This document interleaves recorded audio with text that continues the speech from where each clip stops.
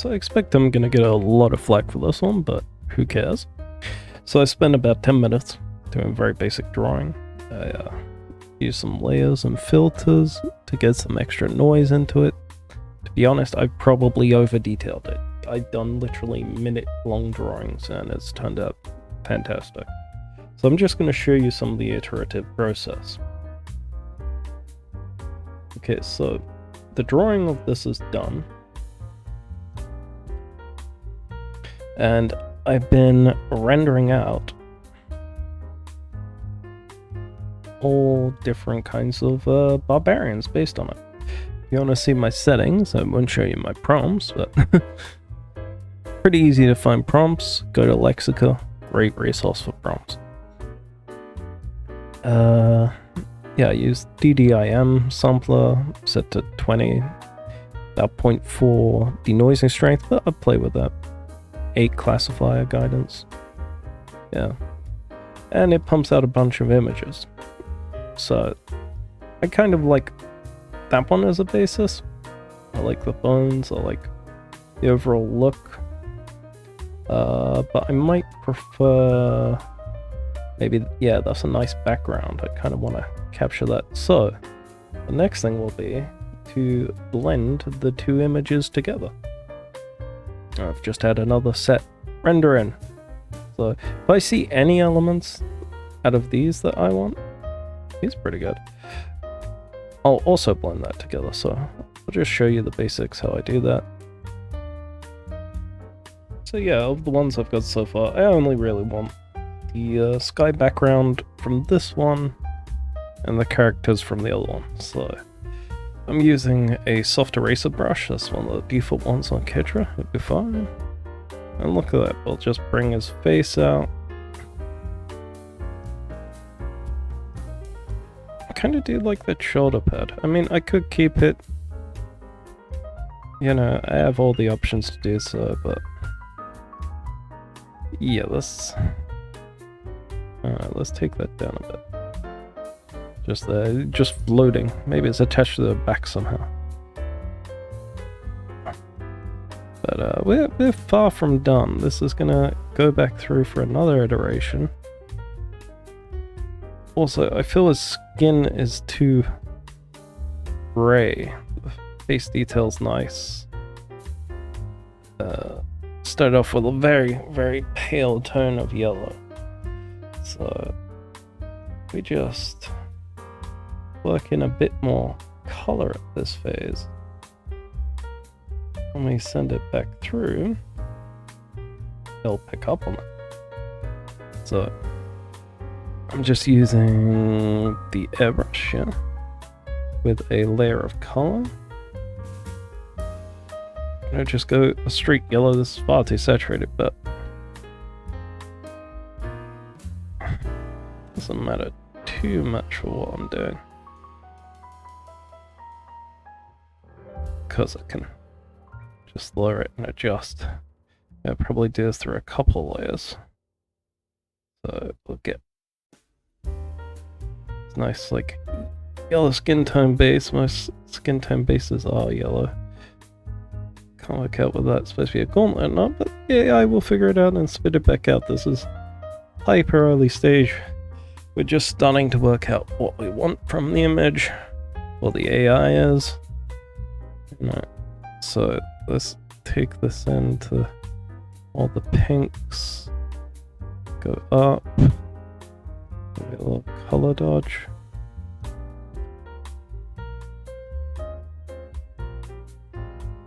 Accentuate that muscle. Because we like the muscle.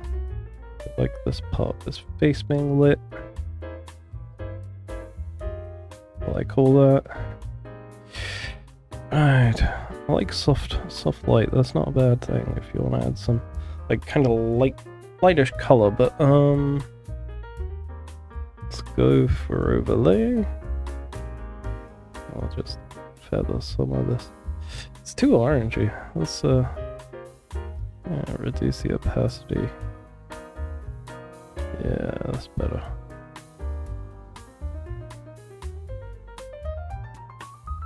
sprinkle it in so it's more of a natural skin tone coming through. The AI will pick up on that. Will understand what we're trying to do and resolve it for us, because it's a tool.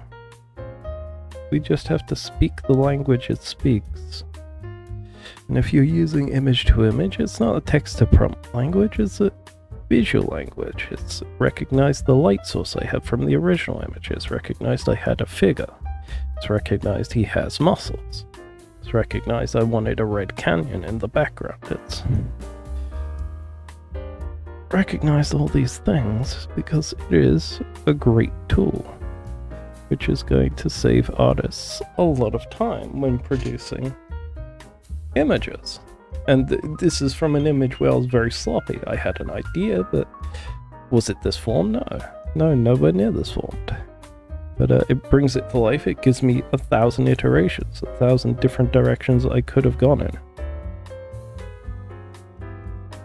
So I don't know what this thing is supposed to be, but I'm just assuming it's gonna be metal, so kind of give a dark bronze-ish kind of look to that. Let's work in some color for his hair, bit of color dodge. Should I switch brush to that? I'll switch to this one because it's more stringy. Get some highlights down from where the light source is coming in. So we're back to painting again. It's pretty much where it's at. Painting, because I want the AI to recognize certain things, certain colors, certain highlights, as we're honing in deeper and deeper into what we want out of the image. You know, I don't know what this part is. I don't want this part, so I'm just gonna form a new layer and I'll just paint it out. I'll just keep sampling colors from around it. I mean, if you're in Photoshop, you could probably use the healing tool, and that would give you a good base to get rid of whatever the hell this is. But the AI will probably take care of it if I iterate it enough. But by doing it this way, I just nudge it a little towards what I want. And that's the way that works. So I'm going to finish up prepping this image, and then I'm going to throw it back through the AI, and then we'll be on to the next iteration phase. So I'm back to this point, we're iterating it, and once again it's just a case of maybe I find like I like this one's face, but I like the, oh, not that one, but I like a different one's body, you know, and I'll just keep doing iterations. Now we're getting closer to the image.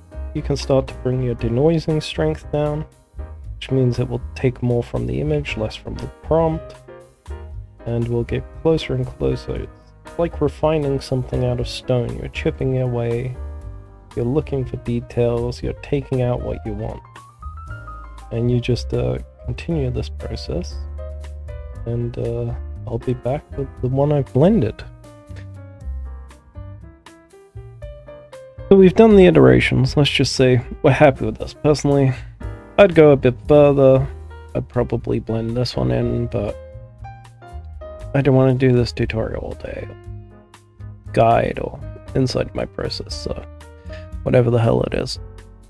So what we can do at this point, do a few things. Let's get a adjustment filter open, and we can do a HSV adjustment, which stands for hue saturation value, but it's also hue saturation lightness.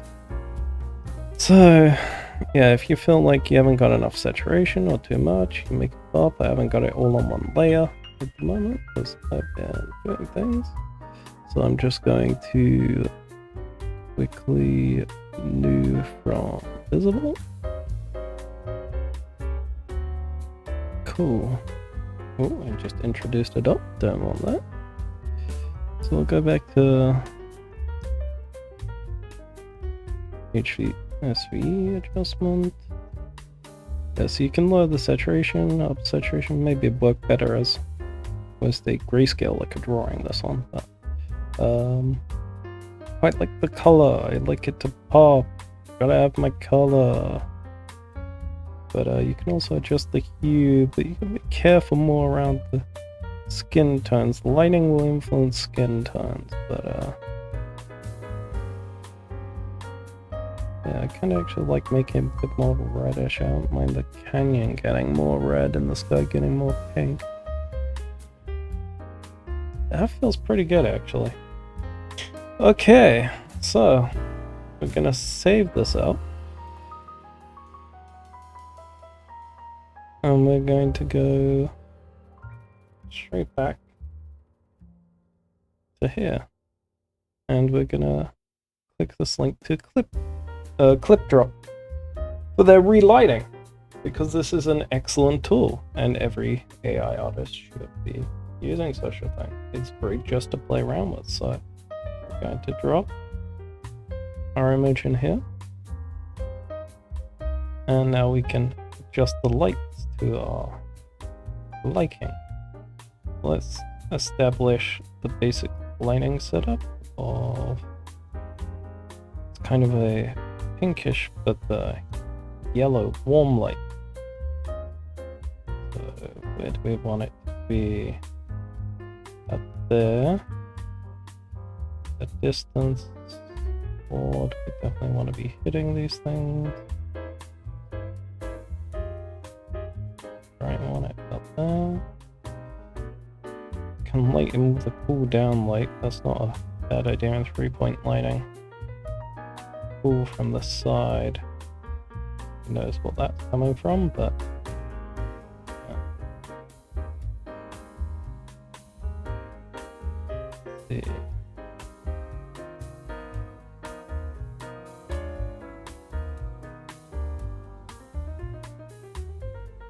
These adjustments. I don't particularly want green light.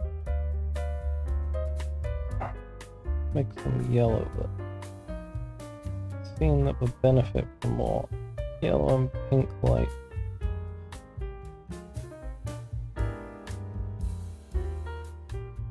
Definitely capturing the harder edges of the image, so beware of that.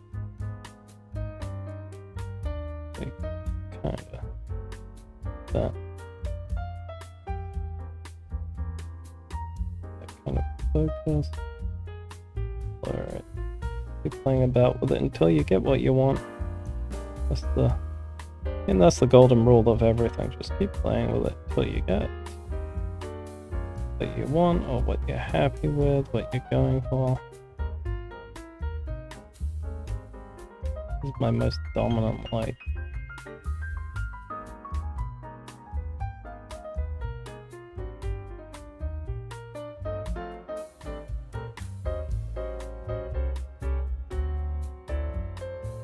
Okay.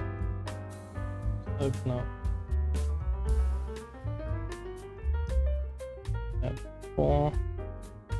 Yeah, that's more dynamically lit. But I do have these edges. The hard contrast of the lights. And you may have to blend that back in Krita. It may just be where it's just too hard. Quite like that. Oh. This again, just too hard.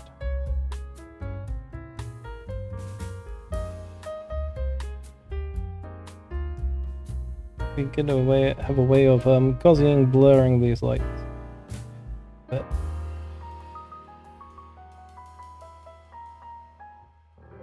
nonetheless, you could do this as a layer and paint in filter effects. There's many different ways of doing it.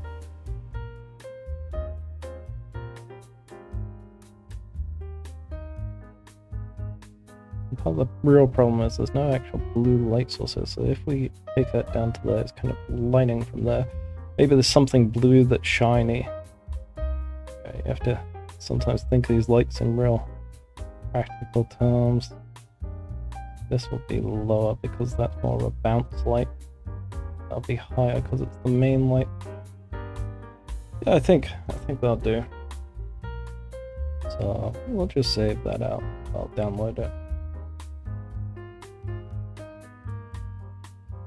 So in pretty much no time at all, we've gone from this to this, which is pretty good.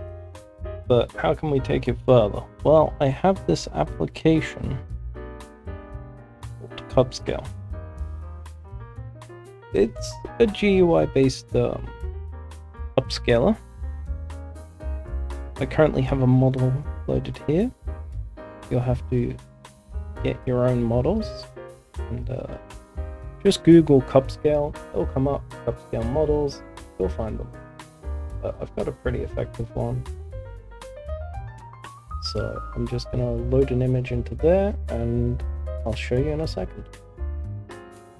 So it didn't take long at all. Ended up, I do change the models based on what I'm doing, and I give a few tries of a few different things.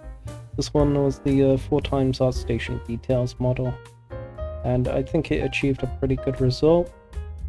You can see the blurry and the crisp.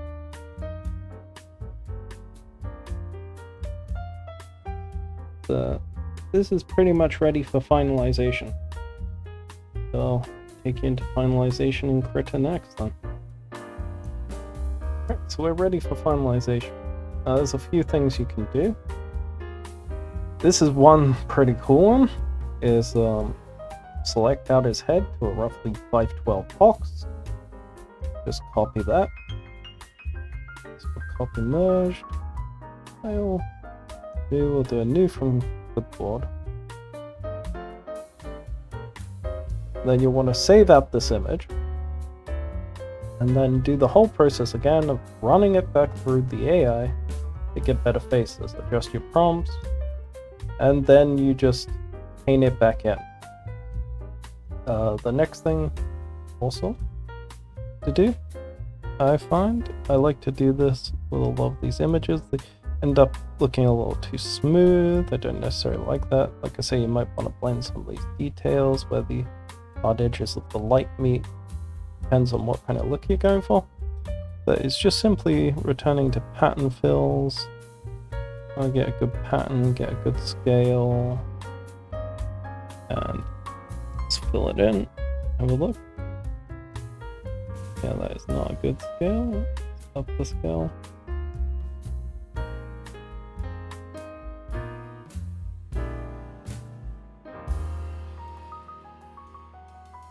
Yeah, that's reasonable enough to start.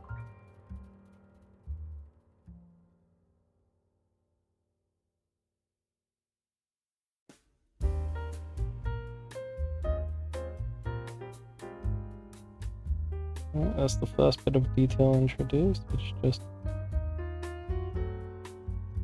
a little bit mixed detail. And you could color dodge it in, I suppose.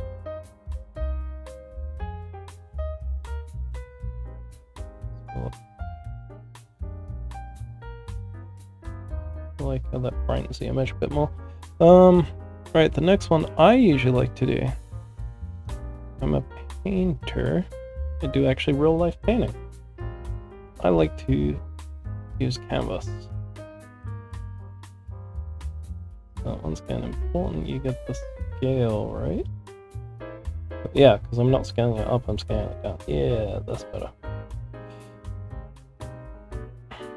Okay, I like to multiply this and work it in as tiny data like that.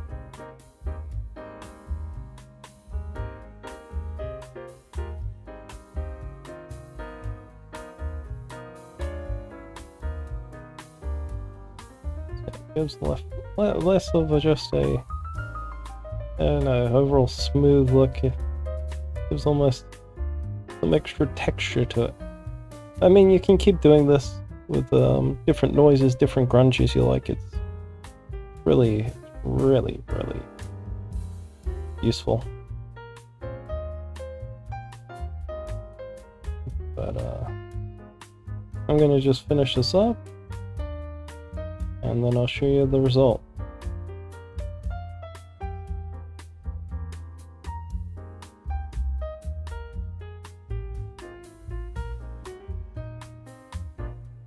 So this comes to about the final of it.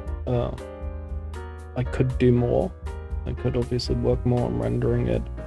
I would have done more. I would have fixed this armband, removed that part, maybe remove that thing, make it more of a clear background there, clean this bit up with these, like, what I'm guessing 2 spears, and obviously get the gauntlet working better.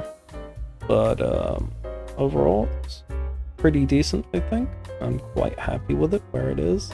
I think I demonstrated my process well. Don't forget, we started with this. We just iterated, added, iterated, added, iterated, added. So you can't really be unhappy with that, given where it started to where it went. So I hope this has helped you somewhat, and have a good one.